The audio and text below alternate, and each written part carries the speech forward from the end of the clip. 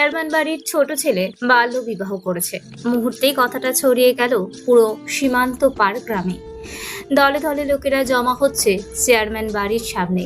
এতে অবশ্য মহিলাদের সংখ্যার আধিপত্য দেখা যাচ্ছে। চেয়ারম্যান বাড়ির ছোট ছেলে শাহিদ বসার ঘরে বসে আপেল চিবুচ্ছে আরাম করে। বাইরে তার বউকে নিয়ে এত কোলাহল, মাতামাতি যে তার খুব একটা ভালো লাগছে না সেটা তার ফুলে ওঠা নাক দেখেই অনুমান করা যাচ্ছে। শাহিদের ঠিক সামনে দাঁড়িয়ে আছে হৈমি। দাঁড়িয়ে আছে বললেও ভুল হবে, বলা উচিত দাঁড় করিয়ে রাখা হয়েছে। হৈমি অসহায় চোখে শাহিদের দিকে চেয়ে রইল। চিন্তায় আপাতত অস্থির সে। আব্বা হয়তো বাড়ি থেকে লাঠি নিয়ে ছুটে আসছেন তাকে মেরে ফেলার জন্য। বাড়িতে গেলে আমার হাতে উদুম কেলানি খেতে হবে ভাবতেই গা রীতিমতো জমে যাচ্ছে হৈমির। হৈমি অনেকক্ষণ থেকে দাঁড়িয়ে। এক পর্যায়ে শাহিদ পা নামিয়ে সোফায় সোজা হয়ে বসে ধমকে বলল, এই তুই দাঁড়ায় আসিস কেন? তুই সোফা নাই আমার ঘরে, বসো। হৈমি তীক্ষ্ণ চোখে শাহিদের দিকে তাকালো। পরপর রোবটের মতো সোফায় বসে পড়ল। পাশ থেকে শাহিদের আম্মা ধমকে ওঠেন, এই তুই ওরা বকস কেন? সাহস বেড়ে গেছে। এমনিতেই বিয়ে করে আনছোস ওরে এই বয়সে। বাইরে তোর বাপ মানুষের লাগে যুদ্ধ করে। চেয়ারম্যানের পোলা এত ভালো কাজ করছে, মানুষ তো চিল্লাইবো। একদম চুপ করে বসে থাক, বজ্জাতের জাত। শাহিদ এসব কথা শুনলে তো সে আরামে আরেকটা আপেল ফলঝুরি থেকে নিয়ে চিবুতে থাকলো। রাতে হৈমির আব্বা এলেন চেয়ারম্যান বাড়ি। চিন্তায় মুখ কালছিটে পড়ে গেছে তার। হৈমি তার আব্বাকে দেখে গুটিসুটি মেরে শাহিদের মায়ের পিছনে লুকিয়ে পড়ে। হৈমির আব্বা এবং চেয়ারম্যান ওবায়দুল্লাহ মুখোমুখি বসে। দুজনের চোখেই হতাশা ভাব। ছেলে মেয়েদের এমন কাজে দুজনেই জরপনরাই লজ্জিত। কিছুক্ষণ পর শাহিদ উপরের সিঁড়ি বেয়ে ঘুম ঘুম চোখে নিচে নেমে আসে। নিজে বড় এক সোফায় বসে টান দিয়ে হৈমিকেও নিজের পাশে বসিয়ে দেয়। হৈমি হতভম্ব, লজ্জায় দিশেহারা, মিনমিন করে মাথা নত করে বলে, আব্বার সামনে এসব কি ধরনের আচরণ? লজ্জা নাই? বেহারা পুরুষ মানুষ। শাহিদ অবাক হওয়ার ভান করে বলল, লজ্জা কিসের জন্য পাবো? তোকে কি আমি সবার সামনে চুমু খেয়েছি, নাকি খোলা দরজায় পরিকল্পনা করছি? আমি তো যথেষ্ট ভদ্র পোলা হয়ে বসে আছি তোর বাবার সামনে, তাও তোর হচ্ছে না। অসভ্যতা কাকে বলে তাহলে দেখিয়ে ফেলি। হৈমি অসহায় চোখে চেয়ে দেখলো শাহিদকে। তারপর বিড়বিড় করে গালিগালাজ করতে করতে সরে বসতে চাইল খানিক। অথচ সঙ্গে সঙ্গে শাহিদ কোমরে চিমটি কেটে নিজের সঙ্গে পুনরায় চেপে রাখলো। হৈমি কোমরের চিনচিনে ব্যথায় স্তব্ধ হয়েই রয়ে গেল। দূর থেকে হৈমির আব্বা মেয়ে ছেলের কাজ দেখে দীর্ঘশ্বাস ফেলেন, কথা তুললেন, দেখুন চেয়ারম্যান সাহেব, ছেলে মেয়ে যা করে ফেলেছে বিয়ে তো অস্বীকার করা যাবে না, আল্লাহর হুকুম। তবে আজকে আমি মেয়ে ঘরে নিয়ে যাব। সংসার করার মতো আমার মেয়ে অতটা বড় হয়ে যায়নি এখনও। ওবায়দুল্লাহ আর চোখে ছেলের দিকে তাকান। শাহিদের মুখের অঙ্গভঙ্গি মুহূর্তে বদলে যাচ্ছে। যে কোনো মুহূর্তে এখানে একটা বোম ব্লাস্ট হয়ে যাওয়ার সম্ভাবনা প্রবল। শাহিদ কিছু বলার জন্য মুখ খুলবে তার আগেই ওবায়দুল্লাহ একদমই বলে ওঠেন, আমি রাজি, মেয়ে আপনি ঘরে নিতে পারেন। আমরা না হয় 2-3 বছর পর ধুমধাম করে তাদের বিয়ে দিব, চিন্তা নেই। শাহিদ কথাটা শুনে এক মুহূর্তের জন্য স্তব্ধ হয়ে তাকিয়ে রইল বাবার দিকে। পরপরই নাক ফুলিয়ে বলে ওঠে, আনবিলিভেবল, আমার বউ আমি দিচ্ছি না, মহাগের বল নাকি? হৈমি বা লজ্জায় শাহিদের হাঁটুতে বেশ জোরে সোরে অগচরে চিমটি কাটলো। শাহিদ ব্যথায় আহ বলে আওয়াজ করলে সবার চোখ এসে পড়ে সরাসরি শাহিদের দিকে। হৈমি অপ্রস্তুত হয়ে পড়ে। শাহিদ হাঁটু ঘষে হৈমির দিকে তীক্ষ্ণ চোখে চেয়ে বলে, কিছু না, পোকা কামড় দিয়েছে। I am fine, you guys continue. সবাই আবার কথা বলায় মন দিল। শেষ পর্যায়ে সিদ্ধান্ত নেওয়া হলো হৈমিকে ঘরে দেওয়া হবে। বছর খানেক পর হৈমির 20 বছর হওয়ার পর বিয়ে, আবার ধুমধাম করে দেওয়া হবে তাদের। ব্যাস, শাহিদ তাৎক্ষণিক সোফা ছেড়ে উঠে ধূপধাপ পা ফেলে উপরে চলে গেল। হৈমি অসহায় মেয়ে হয়ে এসব দেখলো তাকিয়ে। সেই যে গেল, এখন অবধি তার মুখ দর্শন করা যায়নি। তথাপি হৈমি আজ রাতে খেয়ে তারপর বাড়ি যাবেন। রাতে খাবার টেবিলে শাহিদকে অনেকবার ডাকা হলো। উপরের বদ্ধ রুমের ভেতর থেকে শাহিদের কোনো সাড়া শব্দ পাওয়া গেল না। শেষ পর্যন্ত খাবার টেবিল থেকে হৈমিকে তুলে পাঠানো হলো শাহিদের ঘরে। দরজাটা ভেতর থেকে লক। হৈমির হাতে শাহিদের মায়ের ধরিয়ে দেওয়া শাহিদের রুমের চাবি। এ ঘরে শাহিদ যখনই থাকে দরজা লক থাকে, আর ঘরে চাবি থাকে একমাত্র শাহিদের মায়ের হাতে। আঁচলের কোণে বেঁধে রাখেন তিনি চাবির ছোটা। বদ্ধ ঘরের ভেতরে শাহিদের সারা শব্দ না পাওয়া গেলেও হৈমি জানে সাহেব রেগে মেগে আগুনের ফুলকি বনে আছেন। তাকে ঘাঁটতে গেলেই হৈমির মরণ। তুলে এক আছাড় দেবে সে হৈমিকে, এ ব্যাপারে সন্দেহ নেই কোনো। তবুও হৈমি ঘরে ঢুকলো। শাহিদকে হাতে বেঁধে নিয়ে যাওয়ার আদেশ প্রাপ্ত সে। আদেশ অবশ্য শিরোধার্য। হৈমি ঘরে ঢুকেই জিনিসপত্রের একই বিগিতিস্তা অবস্থা, ভেঙে চুরে সম্পূর্ণ বেঝেতে ছড়িয়ে ছিটিয়ে। হায় রে, মায়া লাগে না এই মানুষটারে এইটুকু? এভাবে কেউ এত দামি জিনিস ভাঙে? পর্দাটাও হ্যাঙ্গার থেকে খুলে নিচে পড়ে আছে। কাচের ফুলদানি ভেঙে টেলিফোনের পাশে অসহায় অবস্থায় পড়ে। আহা, কি মনোরম দৃশ্য! মন চাচ্ছে হৈমিকে নয়, শাহিদকে ধরে আছাড় দেওয়া উচিত এইসব কাজের জন্য। কিন্তু কার সাধ্য? চেয়ারম্যান বাড়িতে শাহিদের রেগে যাওয়ার মানেই হুলুস থুলুস কাণ্ড। পরিবারের ছোট ছেলে হওয়ার সুবাদে শাহিদ সবার বড্ড আদরে। আদরের পরিমাণ এতই বেশি যে কেউ শাহিদের দিকে আঙুল তুললে ওবায়দুল্লাহ নিজেই তাকে শাসিয়ে আসেন। বড় ছেলে আবার বড্ড ভদ্র, ছোটটাই হয়েছে যত অসভ্যের জাত। হৈমি প্রথমে মেঝেতে যা পারে কিছুটা পরিষ্কার করে রাখলো, পর্দা হ্যাঙ্গারে ঝুলিয়ে টাঙিয়ে দিল, টেলিফোন ঠিকঠাক করে টি টেবিলের উপর রাখলো। শুধু কাছের জিনিসে হাত দিল না, হাত কেটে গেলে শাহিদ মেরে তক্তা বানিয়ে দেবে নির্ঘাত। এবার বিছানায় ঘুমন্ত শাহিদের পানে তাকালো। উপুর হয়ে শুয়ে আছে মহাশয়, উদমগা, ব্ল্যাঙ্কেট কোমর অবধি ঢেকে রেখেছে, পিঠে ভাসমান ফুলে ওঠা মার্শাল ইস বান্ধা হট আছে। হৈমি নিজের চিন্তায় নিজেই হকচকিয়ে উঠল। দ্রুত চোখ মুছে স্বাভাবিক হলো, অর্থাৎ হওয়ার ভান করলো। জলজ্যান্ত এমন আইটেম সামনে থাকলে কেউই ঠিক থাকবে না। হৈমি বুঝে পায় না তার মধ্যে শাহিদ কি দেখলো, এতটা পাগল কি দেখে হলো। হৈমির মধ্যে পাগল করার মতো কিছুই নেই, সত্যিই কিছু নেই। অথচ হৈমি জানে পুরো গ্রামের মেয়েরা শাহিদ বলতে উন্মাদ। এক কথায় জান হাজির। তার ঘোলা চোখ, আকর্ষণীয় দেহের মাসল, সুদর্শন মুখ, সবকিছুই নজর কাড়া। তার উপরেও কেন হৈমি কেন? আর কেউ তো হতে পারতো। হৈমি নিজের অবাস্তব চিন্তা বাদ দিয়ে ঘুমন্ত শাহিদের পাশে এসে বসলো। হালকা স্বরে ডাক দিল, উঠুন, এই যে শুনছেন, আপনার মা খেতে ডাকছেন আপনাকে, উঠুন। শাহিদের মধ্যে কোনো নড়াচড়া দেখা গেল না তেমন। ডাকতে ডাকতে হাল ছেড়ে দিয়ে হৈমি মুখ ফুলিয়ে বসে রইল। এক পর্যায়ে কি মনে করে শাহিদের ঘন চুলে হাত দিয়ে ব্যাগ ব্রাশ করতে করতে বড্ড নরম স্বরে বলল, উঠবেন না? আমি চলে যাচ্ছি। হৈমি উঠে চলে যেতে নিলেই হঠাৎ শাহিদ টান দিয়ে হৈমিকে বিছানায় শুয়ে গলায় মুখ ডুবিয়ে দিল। আচমকাই আতঙ্কে হৈমি কই মাছের ন্যায় ছটফটিয়ে উঠল। যেমন গলায় ঠোঁটের ছোঁয়া পাওয়ার সাথে সাথেই সেই ছটফটানি কমে গেল। চোখ খিচে সুরসুরি হজম করার চেষ্টা করে বলল, ছাড়ুন, আমার দেরি হয়ে যাচ্ছে। শাহিদ শোনে না, বরং হৈমির গলায় ক্রমাগত নাক ঘষে হুইস্কি স্বরে বলে, প্লিজ ডোন্ট গো। না, I want to feel you every second of my life. Haimi স্তব্ধ হয়ে শুয়ে রইল। বরঞ্চ গলায় খোঁচা দাড়ির স্পর্শে শরীরের প্রতিটা লোমকূপ অবধি দাঁড়িয়ে দিচ্ছে। হৈমি আলগোছে হাত তুলে বুকের উপর শুয়ে থাকা শাহিদের চুলে হাত বুলিয়ে দিল। খানিক পর ছোট শ্বাস ফেলে বলল, যেতে হবে। এই অল্প বয়সে আব্বা রাজি হবেন না মোটেও, জেদ দেখাবেন না। শাহিদ কথাটা শোনা মাত্রই জোরে সোরে কামড় বসিয়ে দিল হৈমির গলার 2 ইঞ্চি নিচে থাকা কালো তিলে। ব্যথায় আহ করে উঠল হৈমি।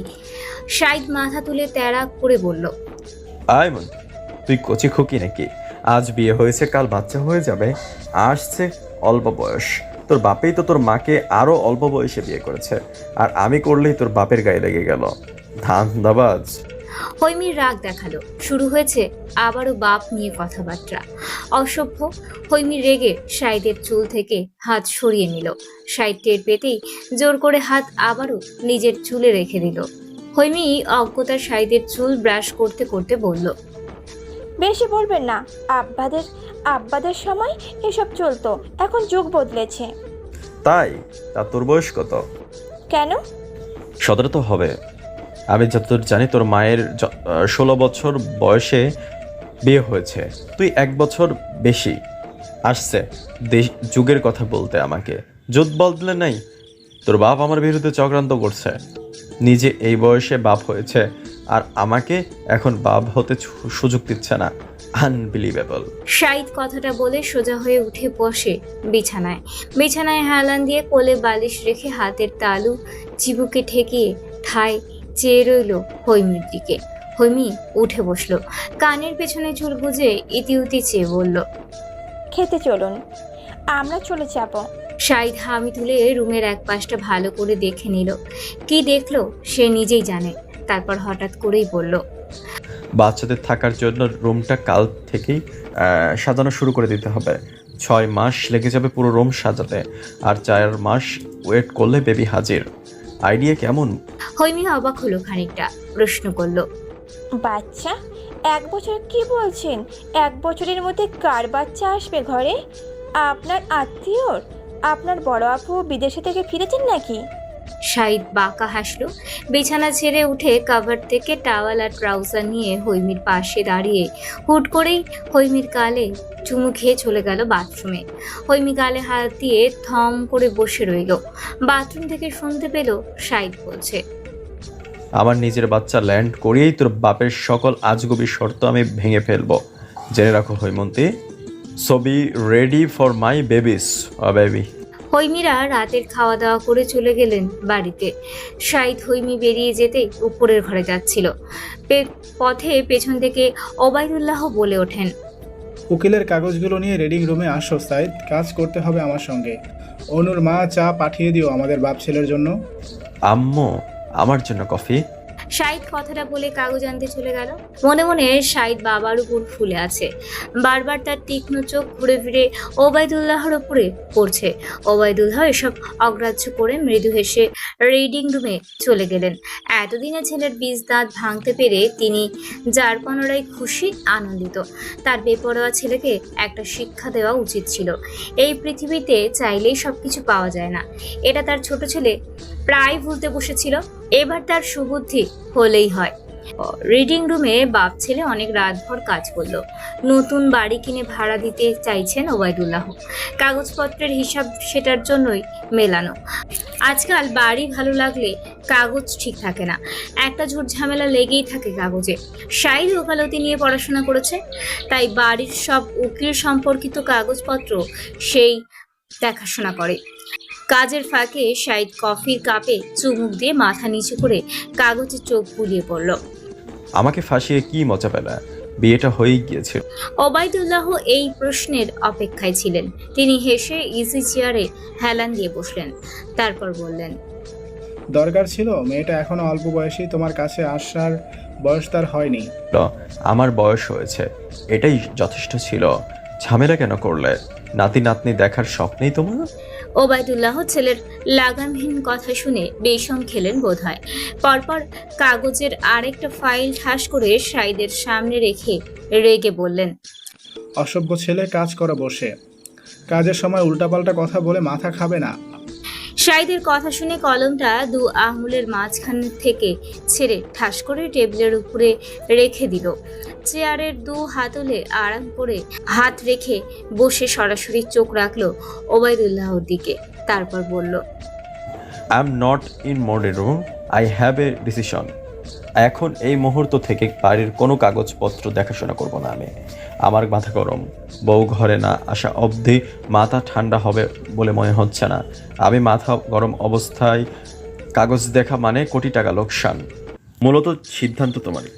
ঘরে বউ আসুক, মাথা ঠান্ডা হলে তারপর আমি আবারও কাগজপত্র দেখা শুরু করব। But from now it's close. Bye. Good night বাবা। বাবা উচ্চারণটা একটু টেনে টুনে বলে শাহিদ। শাহিদ জ্যাকেট চেয়ারের হাতল থেকে নিয়ে গায়ে জড়াতে জড়াতে চলে গেল নিজের রুমে। ওবায়দুল্লাহ হা হয়ে দেখতে লাগলেন জেদি ছেলের চলে যাওয়া। শাহিদ একবার বলছে কাজ করবে না, তাকে হাজারবার বলেও কাজ করানো যাবে না। জেদ যেন রন্ধ্রে রন্ধ্রে বহমান। কার থেকে পেয়েছেন এত জেদ? হাসলেন ওবায়দুল্লাহ। যৌবনকালে তার নিজের মধ্যেও তেমন উত্তপ্ত জেদ ছিল বটে। জেদের বশে পরিবারের অমতে জড়িয়েছেন রাজনীতিতে। আজ গ্রামের মুখপাত্র তিনি। সবই এই জেদের ফসল। জিন ঘটিত ব্যাপার স্যাপার ছেলেকে দোষারোপ করে খুব লাভ নেই ভেবেই দমে এলেন ওবায়দুল্লাহ। হৈমি বিছানায় বসে স্কুলের হোমওয়ার্ক করছে। পাশে 9 বছরের বোন কেয়া শুয়ে মোবাইলে কার্টুন দেখছে। বেশ রাত হয়েছে। হৈমি বই পাশে রেখে কোলবালিশ ঠিক করে শুয়ে পড়ল। কেয়া এখনো মোবাইল দেখছে। হৈমি হাত থেকে টান দিয়ে মোবাইল নিজের হাতে নিয়ে নিল। কেয়া রেগে মেগে তাকালো হৈমির দিকে। হৈমি বাঁকা চোখে চেয়ে বলল, কি এইভাবে তাকাস কেন? আম্মাকে ডাকবো? এত রাতেও মোবাইল দেখিস, ঘুমা। কেয়া ধমক খেয়ে ঠোঁট উল্টালো, তারপর বলল, ঘুম আসে না আপু, আর একটু দেখি না কার্টুন দাও। হৈমি হাসলো। পরম মমতায় বোনের ছোট্ট দেহ নিজের সঙ্গে চেপে ধরে মাথায় হাত বুলিয়ে বলল, আপু মাথায় হাত বুলাচ্ছে, ঘুম চলে আসবে। কেয়া হৈমির বুকের সঙ্গে মিশে গেল একদম। হৈমি আলতো হাতে কেয়ার মাথায় হাত বুলাচ্ছে। কেয়া নাকে হৈমির গায়ের গন্ধ শুকে বলল, আপু তোমার গতরে কেমন আম্মা আম্মা গন্ধ করে। আম্মা স্নো পাউডার তুমি মাখো, আমাকে একটু মাখিয়ে দেবে। হৈমি হাসলো, বলল, কালকে সকালে দেব, এখন ঘুমা। এই চোখ বন্ধ। কেয়া খানিক কথা বলতে বলতে একসময় ঘুমিয়ে পড়ল। হৈমির ছোট্ট মাথায় তখনও ঘুরছে রাতের শাহিদের কথা। বাচ্চা, ওদের তো বিয়েই মানা হয়নি। বাচ্চা এখন কোথা থেকে আসবে? ধুর, শাহিদও না একদম চাতা। তবুও তো সেই হৈমির বড্ড শখের পুরুষ। হৈমিরে, তোর গলার তিলে এটা কি লাভ বাইট দেখছি আমি? হৈমি কথাটা শোনা মাত্র স্কুলের সাদা ওড়না গলায় ভালো করে পেঁচিয়ে নিয়ে কলম দিয়ে খাতায় আঁকিবুকি করতে করতে বলল, কালকে রান্না করার সময় মাটির চুলো থেকে আগুনের ফুলকি এসে পড়েছে, সেরকম কিছু না। নিশি শোনে। বিশ্বাস হলো না কথাটা নিশির। সে আরেকটু এগিয়ে এসে হৈমির গলা থেকে ওড়নাটা সরাতে নিলে হৈমি তাৎক্ষণিক দূরে সরে গেল। কথা ঘুরিয়ে বলল, শুনলাম তোকে পাত্রপক্ষ দেখতে এসেছে, রাজীব জানে? নিশি এবার মুখ ভার করে এক হাত বেঞ্চের উপর রেখে মাথাটা হাতের উপরে ঠেস দিয়ে রেখে চাইল হৈমির দিকে, তারপর বলল, হ্যাঁ এসেছি, শাহিদ ভাই সব সামলে নিয়েছেন। আবার রাজীবকে কল করে আমাদের বাড়ি পাঠিয়েছিলেন। রাজীব এসে তো সেই রকম একটা কাণ্ড ঘটালো বাড়িতে। বাবাকে হাতে পায়ে ধরে আমাদের বিয়ের জন্য রাজি করালো। হৈমি অবাক হয়ে গেল। কাল রাতেই তো ও বাড়ি থেকে এলো হৈমি। শাহিদের মুখে তো তেমন কোনো কথা শোনেনি। তার বান্ধবীদের সঙ্গে খাতির দেখাচ্ছে, অথচ তাকেই মুখখানা দিয়ে বলল না। অসহ্য পুরুষ। হৈমি বলল, তা আমরা তোর বিয়ে খাচ্ছি তাহলে? ক্ষুব্ধ তো, কি বলিস? কথা বলে আনন্দে নিশির শরীরের উপর কৌতুকপূর্ণ হেসে ঢলে পড়ল হৈমি। নিশি মুখ ভ্যাংচালো। হৈমিকে সোজা করিয়ে আবারও জায়গায় বসিয়ে দিয়ে বলল, বাঁচা দাও, এখন নয়, আরও 2 বছর পর রাজীব চাকরি পেলে তবেই আব্বা বিয়ে দেবেন, নয়তো নয়। সে আর কি, রাজীব চাকরি পেতে আর কতদিন? ঠিক পেয়ে যাবে, দেখা যাবে 2 বছরের আগেই আমরা তোর বিয়ে খেয়ে নিয়েছি। নিশি লজ্জা পেয়ে হাসলো। তার হুট করে কিছু মনে পড়ে গেল, যেমন নিশির। বলে উঠল, এই হৈমি, আসার সময় দেখলাম শাহিদ ভাই তার চেলাপলাদের নিয়ে মাছুগুন্ডা সে শাসাচ্ছে, কলার ধরে রাখে চিৎকার চেঁচামেচি করছে। তুই কি কিছু বলেছিস সোনাকে? হৈমি আটকে উঠল। শাহিদ শহর থেকে গ্রামে ফিরলে রোজ এমন কোনো না কোনো ঘটনাই ঘটে। হৈমি গ্রামের ঘটা কিছুই তাকে বলে না, অথচ হৈমির অসুবিধার কথা তার সব সময় নখদর্পণে থাকে বটে। কিভাবে জানে সে? এতদিন হৈমি জানতো না, এখন জানে। ওই রাজীবের একটা ছোট ভাই আছে, নাম হারুন।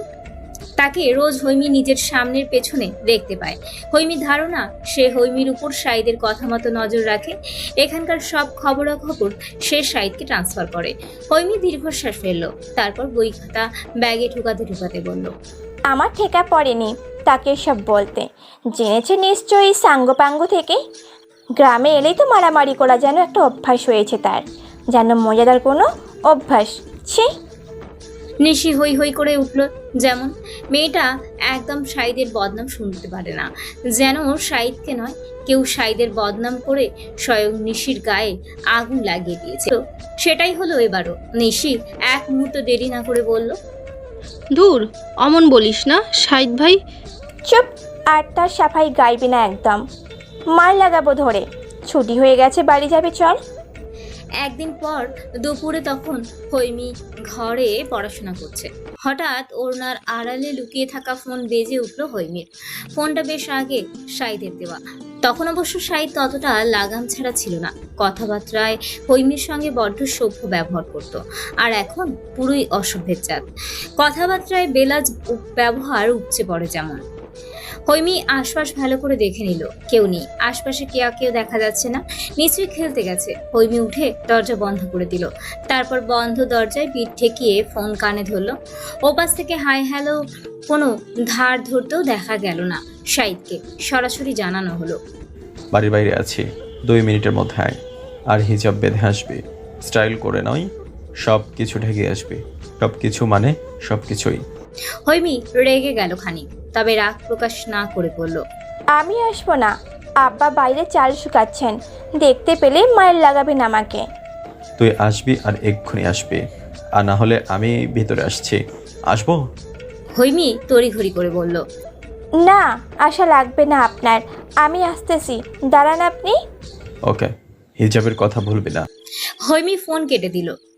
কি বলে বের হবে ভাবছে বসে বসে। পরে ভাবলো নিশির কথা বলে যাওয়াই যাবে। হৈমি চট জলদি জামা পাল্টে হিজাব বেঁধে নিল। দরজা খুলে বের হয়ে উঠানে বাবার কাছে আসলো। হৈমির বাবা শাহেদ হাত দিয়ে চাল মেলে দিচ্ছেন মাদুরে। হৈমিকে এত সেজে গুজে বেরোতে দেখে তিনি প্রশ্ন করলেন, কই যাচ্ছ? আব্বা, ওই নেশির ভাতিজির জন্যে আজকে ঘরোয়াভাবে সিন্নি করা হচ্ছে ওদের বাড়ির। নেশি আমাকে দাওয়াত দিয়েছে। শাহেদ আশেপাশে তাকালেন। একটু দূরে কালো বাইকের মধ্যে শাহেদ হেলান দিয়ে ফোন দেখছিল। শাহেদ সেটা দেখে যা বোঝার বুঝে গেলেন, মেয়ে কথা লুকাতে শিখে গেছে।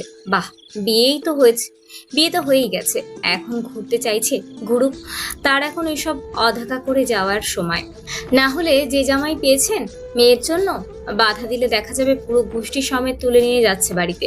শাহেদ গম্ভীর গলায় বললেন, ঠিক আছে, যাও, সন্ধ্যার আগে ফিরে আসবে। মাগরিবের নামাজ ঘরে এসে পড়ো যেন। জি আচ্ছা বাব্বা। হৈমি বাড়ির উঠানের গাছপালায় সব হাত দিয়ে সরিয়ে শাহিদের পাশে এসে দাঁড়ালো। শাহিদ হৈমিকে দেখে হৈমির দিকে তীক্ষ্ণ চোখেই চেয়েই ফোন পকেটে রাখলো। 2 হাত জিন্সের পকেটে পুরে ধীর পায়ে এগিয়ে এলো হৈমির দিকে। তারপর 2 হাতে হৈমির কোমর পেঁচিয়ে ধরে হৈমির কাঁধে মুখ লুকালো। হৈমি আচমকাই এমন আচরণে থরথর করে কেঁপে উঠল যেমন। 2 হাতে শাহিদকে ঠেলে দেবার চেষ্টা করলে শাহিদ হৈমিকে চেপে ধরে কাঁধে মুখ লুকানো অবস্থায় ফিসফিস করে বলল, I missed you Haimanti, badly you know. শাহিদের নেশালো কথা শুনে শিরশির করে উঠল হৈমির সারা গা। সঙ্গে সঙ্গে শাহিদের মাতাল স্পর্শ। ঠান্ডা হয়ে যাচ্ছে হৈমি। হৈমি খুব কষ্টে মুখ খোলে। আব্বা দেখবেন, ছাড়ুন। শাহিদ তাৎক্ষণিক ছাড়লো না। কিছু সময় নিজের সঙ্গে জড়িয়ে রাখার পর তারপর ছাড়লো।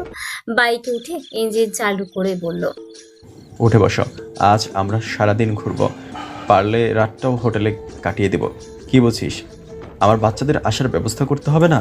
হৈমি বাইকের পেছনে বসতে যাচ্ছিল। শাহিদের কথা শুনে বুকে ফু দিয়ে দ্রুত পায়ে 2 পা সরে দাঁড়ালো।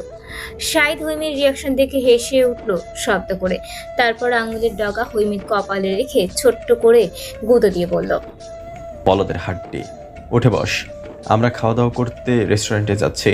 হৈমি শ্বাস ফেললো এবার। শাহিদের কাঁধে হাত রেখে বাইকে চেপে বসলো। শাহিদ শো করে বাইক চালু করলো। বাইকের স্পিড বড্ড বেশি। হৈমির হিজাব খুলে যাচ্ছে বাতাসের ঝাপটায়। হৈমি একসময় প্রশ্ন করলো, আমরা আজকে এভাবে ঘুরছি কেন? শাহিদ আশেপাশে আয়নায় হৈমির মুখের দিকে চেয়ে গম্ভীর স্বরে বলল, আমি চলে যাচ্ছি। আমি এবার ফিরতে 1 মাসের বেশি লাগবে। হৈমি কথা বলতেই ভুলে গেল যেন, এত দ্রুত চলে যাচ্ছে। এলো তো সবে 5 দিন। হৈমি আনমনে প্রশ্ন করলো, 1 মাস কেন? প্রতিবার তো 15 দিনেই চলে আসেন। শাহিদ হৈমির কথা শুনে বাঁকা চোখে তাকালো, ঠোঁটে দুষ্টু হাসি রেখেই বলল, হঠাৎ আমার প্রতি এত মায়া? Are you going to miss me? হৈমির সঙ্গে সঙ্গে মুখ ভাঙালো। দ্রুত অপর পাশ থেকে মুখ ঘুরিয়ে বলল, মোটেও না। মিথ্যা বলছে হৈমি। সে বড্ড মিস করবে শাহিদকে। যখন শহরে চলে যায় প্রতিবার 5-10 দিনের কথা বলে 15 দিনেও আসে না গ্রামে। আর এবার স্বয়ং বলেছে 1 মাস, তার মানে বেশ কয়েকদিন ফিরবে না। কষ্টে হৈমির বুকটা জ্বালা করতে লাগলো। তবুও হৈমি স্বীকার করলো না, প্রকাশ করলো না শাহিদের সামনে। না হলে লাগাম ছাড়া শাহিদ এ যাত্রায় তাকে মুক্তি দেবে না। এলাজ কথা দিয়েই খুন করে ফেলবে হৈমির ছোট্ট মনটাকে। শাহিদের বাইক একটা ক্যাফের সামনে এসে থামে।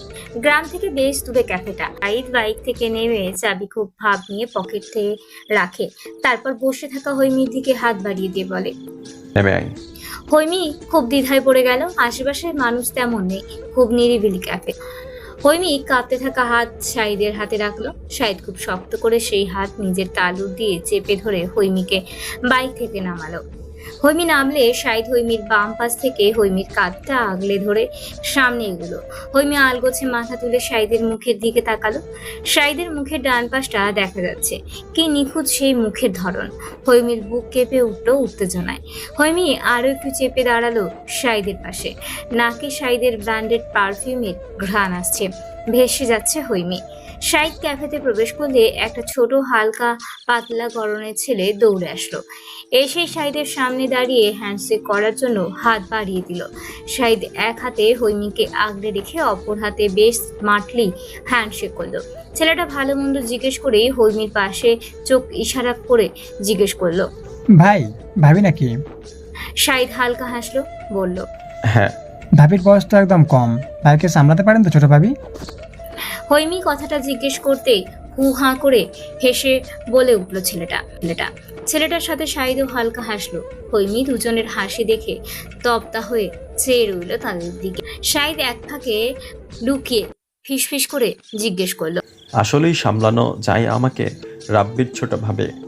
আমি তো তার ভাবির কাছে এলে কেমন বেসামাল হয়ে পড়ি জানে সে। হৈমি অবাক চোখে তাকালো শাহিদের দিকে, পরপর মাথা নত করে ফেললো। রাব্বি তারপর তাদের একটা আলাদা নিরিবিলি জায়গা বেছে বসার জন্য বলল। শাহিদ হৈমি মুখোমুখি বসলো। রাব্বি তাদের মেনু দেখতে বলে চলে গেল অপরদিকে। শাহিদ মেনু নিয়ে সোজা হৈমির দিকে এগিয়ে পড়ল। কি খাবি? অর্ডার দে। হৈমি মেনু হাতে নিয়ে চোখ বুলালো। শাহিদের একটা কল এসেছে, সে কল রিসিভ করে কথা বলছে। হৈমি মেনু দেখে জরপরানাই অবাক, বিস্মিত। সামান্য কফির দাম 560 টাকা। কফিতে কি মেশায় এরা? এত এত কফির নাম সে জীবনেও শোনেনি। পাস্তা পাওয়া যায়, দাম 1390 টাকা। পাস্তা ঘরে বানায় হৈমি। কই, ঘরে বানাতে তো সবে 200 টাকার মধ্যেই হয়ে যায়, এখানে 1390। হৈমি কি অর্ডার দেবে খুঁজে পেল না। মেনু হাতে চুপচাপ বসে রইল। শাহিদ কথা বলা শেষ করে ফোন বন্ধ করে টেবিলের উপর রাখলো। হৈমির দিকে চেয়ে জিজ্ঞেস করলো, কি খাবি? পছন্দ হয়েছে? কফি খাস? ক্যাপাচিনো চলবে নাকি এক্সপ্রেসো? তারপর ভারী খাওয়া যাবে। হৈমি এক নজর ক্যাপাচিনো আর এক্সপ্রেসোর দাম দেখে। ক্যাপাচিনো 1100 টাকা আর এক্সপ্রেসো 1230 টাকা। দাম দেখে হৈমির কফি খাওয়ার ইচ্ছেই চলে গেল। শাহিদ এক পর্যায়ে রেগে গেল, বলল, মেনু খেতে তোকে দেওয়া হয়নি, সেটা থেকে অর্ডার করতে হয়েছে। এত কি দেখিস মেনুতে? টেবিলে। হৈমি মেনু শব্দ করে রাখলো টেবিলে। আশেপাশে চোখ রেখে ফিসফিস করে বলল, আমরা এখানে কেন এসেছি? দাম দেখেছেন সব কিছুর? আমার 1 মাসের হাত খরচ থেকেও বেশি একটা সাধারণ কফি। আমরা অন্য রেস্টুরেন্টে চাই, চলুন। শাহিদ এ কথা শুনে কিছুক্ষণ হৈমির দিকে তাকিয়ে থাকলো। পরে চেয়ারে হেলান দিয়ে সোজা বসে সরাসরি হৈমির দিকে চেয়েই প্রশ্ন করলো। তোকে এখানে কে নিয়ে এসেছে? হৈমি মিনমিন করে জবাব দেয়। আপনি? শাহিদ আবার জিজ্ঞেস করে, এখানের বিল কে দিবে? আপনি? টাকার চিন্তা করছেটা কি? আমি শাহিদ এবার ঝুঁকে এলো হৈমির দিকে, তারপর হঠাৎ চোখে চোখ রেখে বলল, order now and right now. Haimi সঙ্গে সঙ্গে চোখ খিচে জবাব দেয়। পাস্তার কফি। শাহিদ হৈমির ভয় পাওয়া দেখে হালকা হাসল। চোখ বন্ধ থাকায় হৈমি হাসি দেখলো না। শাহিদ আবার সোজা হয়ে বসলো, তারপর ওয়েটারকে ডেকে অর্ডার দিয়ে দিল। দেরি হবে খাবার আসতে, তারা বানিয়ে দিবে নতুন করে অর্ডার দেওয়ার পর। হৈমি আর শাহিদ চুপচাপ বসে আছে। হৈমি এদিক ওদিক তাকিয়ে ক্যাফের ডেকোরেশন দেখছে, শাহিদ দেখছে হৈমিকে স্বয়ং। এক পর্যায়ে শাহিদ উঠে হৈমির পাশে বসে গেল, গায়ে ধাক্কা লেগে হৈমির পাশে তাকালো। শাহিদকে নিজের এত কাছে দেখে ভরকে গেল। শাহিদ হাত বাড়িয়ে হৈমির হিজাব ঠিক করে দিল। হৈমি বলল, খুলে গেছে হিজাব, তাড়াহুড়ো করে বেঁধে এসেছিলাম। শাহিদ মাথা নেড়ে ঠিক আছে বলল, তারপর এতক্ষণে কাঙ্ক্ষিত কথা তুলল। বিয়ে করে তো ঘায়ে হাওয়া লেগেছে, দিব্যি ঘুরে বেড়াচ্ছিস। আমি চলে গেলে খবরদার কারোর সঙ্গে, ছেলেদের সঙ্গে কথা বলবি না। আমি ফিরে এসে যেন রেখে যাচ্ছি অমনি পাই, কি মনে থাকবে? হৈমি মাথা নাড়ালো, পরে বলল, সেই রাস্তায় বিয়ের আগেই বন্ধ করে রেখেছেন, জানেন না? তাও তো রোজ লাভ লেটার কম পাস না। শোয়েবকে আজকাল পিছনে ঘুরছে শুনলাম। খবরদার হৈমন্তী, নেক্সট ডে সোজা গিয়ে একটা থাপ্পড় দিয়ে বলবি আই এম ম্যারিড। কি বলতে পারবি না? শোয়েবের কথাও শাহিদের কানে গেছে। ছেলেটা খুব সাবধানে হৈমির সাথে কথা বলতে আসে, নিজেকে অনেক আড়াল করে, সেটাও জেনে গেছে। আর কত কিছু যে জানে কে জানে। হৈমি বাধ্য মেয়ের মতো মাথা নেড়ে বলল, থাপ্পড় লাগবে না, আমি ভালোভাবে বলে দেব, হবে না। শাহিদ হাসলো একটু, কি নিষ্পাপ তোর হৈমি। শাহিদ চলে গেছে আজ প্রায় 1.5 মাস। যাওয়ার পর এই প্রথম কদিন কল দেওয়া হতো তার। আপাতত 15 দিন ধরে মাস্টার্সের এক্সাম চলছে, তাই কল করার সময় পাচ্ছে না বলেই সে আগেই জানিয়েছে হৈমিকে। হৈমি শুনে প্রতিবাদ করে না। শাহিদ আর যাই করুক, পড়াশোনায় সে বড্ড ভালো, সে এ ব্যাপারে সে এতটুকু ফাঁকি দেয় না। এর জন্যই আরও সে বাড়ির বড্ড আদরের। এই ফাঁকে কদিন আগে হৈমিকে এসে দাওয়াত দিয়ে গেছে চেয়ারম্যান বাড়ির ছোট মেয়ে, শাহিদের ছোট বোন অনন্যা। চেয়ারম্যান বাড়িতে ঘরোয়া পরিবেশে একটা ফ্যামিলি গেট টুগেদার করা হবে। চেয়ারম্যান বংশের অনেকেই থাকবেন সেখানে। চেয়ারম্যান ওবায়দুল্লাহ চাইছেন হৈমিকে সবার সঙ্গে পরিচয় করিয়ে দিবেন। এবার বিয়ে আল্লাহর রহমতে হয়ে আছে, এখন চেয়ারম্যান বাড়ির বউকে সবার সামনে আনা উচিত। বিয়ে করবে না করে ছেলে তাদের সোজা তুলে এনে বিয়ে করে নিয়েছে। কাউকে তেমন জানায়নি বিয়ের কথা। মূলত হৈমির জন্যই এই গেট টুগেদারের আয়োজন। হৈমিকে নিজে এসে দাওয়াত দিয়ে গেল অনন্যা ও শাহিদের বড় ভাবি। সঙ্গে যাবে হৈমির পুরো পরিবার। তবে অনন্যা বলেছে হৈমিকে দুপুরের আগেই নিয়ে যাবে নিজের সঙ্গে। শাহিদ মানা করেও শেষ অবধি রাজি হয়েছেন। তিনি মূলত চাইছেন না বিয়েটা এখনই প্রকাশ পাক, কিন্তু চেয়ারম্যান বাড়ির মানুষের তোপের মুখে পড়ে শেষ অবধি গড়িমসি করে রাজি হয়ে গিয়েছেন। হৈমি সেদিন দুপুরের আগেই তৈরি হয়ে আছে। আজকে হৈমি শাড়ি পরেছে, আকাশি রঙের তাঁতের শাড়ি। শাড়িটা আজকের জন্য হৈমিকে চেয়ারম্যান বাড়ি থেকে উপহার দেওয়া হয়েছে। সেদিন কথার ফাঁকে হৈমি শুনেছে অনন্যার থেকে আজকে শাহিদিও গ্রামে আসছে। আপাতত সে রাস্তায় এই ফিরল বলে অনন্যা নয়, বরং শাহিদ নিজে হৈমিকে নিয়ে যাবে তাদের বাড়ি। এতদিন তৃষ্ণার্ত কাকের ন্যায় শাহিদকে দেখার আশায় হৈমি রীতিমতো মারা যাচ্ছিল। আজকে তার সঙ্গে অবশেষে দেখা হচ্ছে। খুশিতে হৈমি সময়ের আগেই তৈরি হয়ে বসে থাকলো। এক পর্যায়ে হৈমির মোবাইলে কল এলো। অচেনা নম্বর। হৈমি কল ধরলো। ওপাশ থেকে শাহিদের কণ্ঠস্বরে কেউ একজন নকল করে বলে উঠল, হৈমন্তী, আমি বাড়ির বাইরে, দ্রুত আয়, তোর হাতে গুনে গুনে ঠিক 2 মিনিট সময়। হৈমি কথাটা শুনে আগে পিছে দেখার সুযোগ পেল না। খুশিতে হিতাহিত জ্ঞান বুদ্ধি হারিয়ে দ্রুত শাড়ি একটু তুলে বাবাকে বলে দৌড় লাগালো উঠানের বাইরে। খুশিতে হৈমির চোখ চিকচিক করে উঠছে। উঠানের বাইরে পা রাখতেই শাড়ির আঁচলে টান খেলো। হৈমি আটকে গেল। পেছনে তাকিয়ে দেখে মাছু তার গুন্ডা তার সাঙ্গপাঙ্গ নিয়ে হৈমির দিকে এগিয়ে আসছে। হৈমি বোকা হয়ে তাকিয়ে রইল তাদের দিকে। তারপর অবস্থা বুঝে দৌড় দিতে আরম্ভ করতেই শাড়ির আঁচল হৈমির গায়ের সঙ্গে শক্ত করে পেঁচিয়ে মুখে রুমাল চাপে মাছু। মিনিট খানেক ধস্তাধস্তি পর হৈমি জ্ঞান হারায়। মাছু হৈমিকে কাঁধে তুলে গাড়িতে তুলে নেয়। হৈমির শাড়ির আঁচলের একটা ছোট্ট টুকরো ছিঁড়ে মাটিতে পড়ে থাকে। হৈমিকে নিয়ে ওরা চলে যায় লুকানো কোনো জায়গায়, যেখানে শাহিদ তাদের কখনো খুঁজে পাবে না। শাহিদ হৈমিদের উঠানের সামনে এসে বাইক থামায়, তারপর বাইকে বসেই কল দেয় হৈমিকে। ওপাশ থেকে কল কেউ ধরে না। শাহিদ এবার বিরক্ত হয়, অনন্যাকে কল লাগায়। ওপাশে কল ধরলে শাহিদ ধমকে ওঠে। তুই হৈমিকে বলিসনি আমি নিতে আসবো তাকে? অনন্যা সঙ্গে সঙ্গে রিপ্লাই দেয়, আমি বলেছি ভাইয়া। হৈমি ভাবি তো এ কথা শুনে দুপুরের আগে শাড়ি পরে রেডি ছিল, আমাকে রেডি হয়ে নিজেই কল করেছে, ছবিও পাঠিয়েছে। শাহিদ অবাক হলো, তারপর কল কেটে দিল। ভাবলো বাড়ির ভেতরে যাবে। বাইক থেকে নামলে একটু এগোতেই পায়ে বাজে শাড়ির আঁচলের টুকরো। শাহিদ কিছুটা অবাক হয়, কোমর ঝুঁকিয়ে আঁচল হাতে তুলে নেয়। শাড়িটা চিনতে তার এক বিন্দু অসুবিধে হলো না। এই শাড়ি সে হৈমির জন্য ঢাকা থেকে নিজে কিনে পাঠিয়েছে, কিন্তু শাড়ির আঁচল এভাবে ছিঁড়ে পড়ে আছে কেন মাটিতে? শাহিদ কিছুক্ষণ হাতে থাকা শাড়ির আঁচলের দিকে চেয়ে থাকলো, তারপর হঠাৎই মনে পড়লো কিছু একটা। সঙ্গে সঙ্গে চোখ দুটো বড় বড় হয়ে এলো শাহিদের। দৌড়ে হৈমির বাড়ির দিকে ছুটে গেল সে। শাহিদ তৈরি হচ্ছেন চেয়ারম্যান বাড়ি যাবার জন্য। শাহিদ বাড়ির উঠান পেরিয়ে সোজা শাহিদের রুমে ঢুকে গেল। শাহিদকে এই অবস্থায় দেখে কিছু প্রশ্ন করতে যাবেন, তার আগে শাহিদ মাথার চুল খামচে হাঁপাতে হাঁপাতে বলল, হৈমি বাড়ি থেকে কখন বেরিয়েছে আঙ্কেল? শাহিদ অবাক হলেন। শাহিদের অবস্থা দেখে তার মোটেও সুবিধার লাগছে না। তিনি উত্তর দেন, ঘন্টাখানেক আগে তোমার বোন এসে নিয়ে গেছে। শাহিদ জবাব দেয় এক মুহূর্ত অপেক্ষা না করে, হৈমি আমাদের বাড়ি যায়নি আঙ্কেল, কেউ ওকে নিয়ে গিয়েছে তুলে।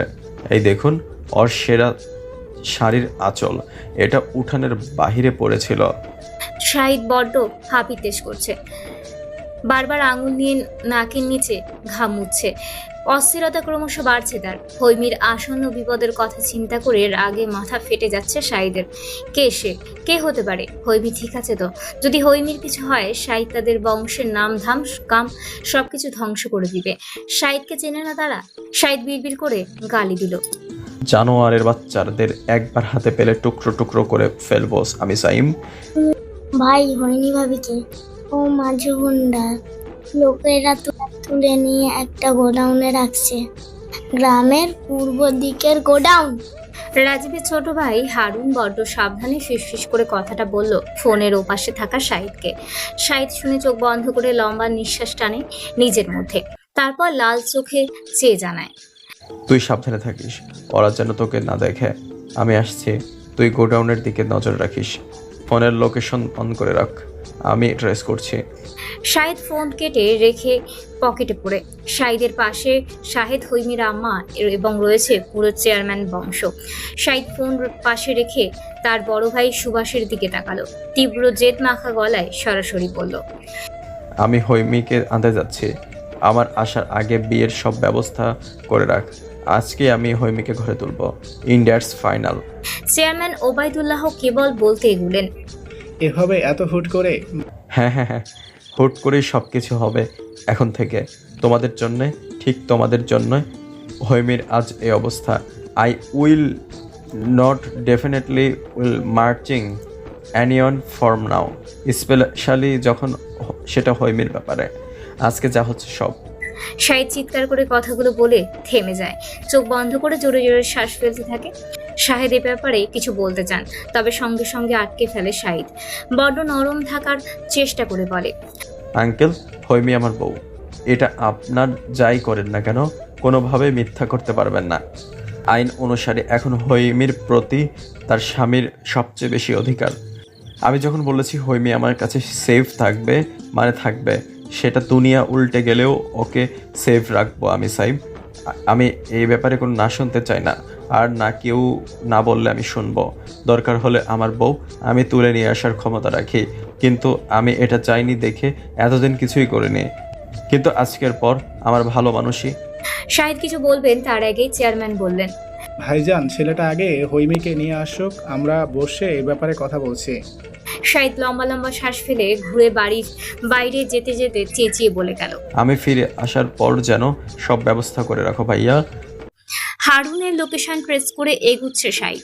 হারুন এক পর্যায়ে কল করে প্রায় কেঁদেই বলে ফেলল, ভাই ওরা বোধহয় ভাবির সঙ্গে খারাপ কিছু করতে চাইছে। আপনার ভেতর থেকে ভাবির চিৎকার শুনতে পাচ্ছি। শাহিদের কথাটা শুনে লোম অব্দি দাঁড়িয়ে গেল। বুকের ভেতরে জঘন্যভাবে ধরাস ধরাস করতে লাগলো। গাড়ির স্পিড দ্বিগুণ বাড়িয়ে শাহিদ বলল, তুই থাক হারুর ওখানে, ভেতরে গিয়ে একা কিছুই করতে পারবি না তুই, আমি আসছি। একটু থেমে ওরা ওকে কিছুই বলবে না হারু, আমি করতে দিব না। ওর সমস্তর উপর আমার অধিকার, ওই জানোয়ারের বাচ্চাদের নয়। শাহিদ গাড়ির স্পিড আবারও বাড়ালো। 10 মিনিটের মধ্যে পৌঁছে গেল পূব দিকের গোডাউনে। শাহিদকে দেখে হারুন শাহিদের পেছনে এসে দাঁড়ালো। শাহিদ গাড়ি থেকে নেমে এক দৌড়ে গোডাউনের সামনে চলে এলো। দরজা ভেতর থেকে লক। শাহিদ 7-5 চিন্তা না করে এক লাথি দিয়ে দরজা ভেঙে দিল। সঙ্গে সঙ্গে দৃষ্টিগোচর হলো হৈমির ক্লান্ত মুখের ছবি। হৈমির উপরে শুয়ে ধস্তাধস্তি করছে মাসু। হৈমির চোখে মুখে কান্নার ফোয়ারা বইছে। বারবার বাঁচার জন্য মাছুর গায়ে থাপ্পড় কিল ঘুষি দিচ্ছে। শাহিদ আর ভাবতে পারল না। দ্রুত দৌড়ে গিয়ে হৈমির উপর থেকে মাছুকে তুলে কুত্তার মতো মারতে লাগলো।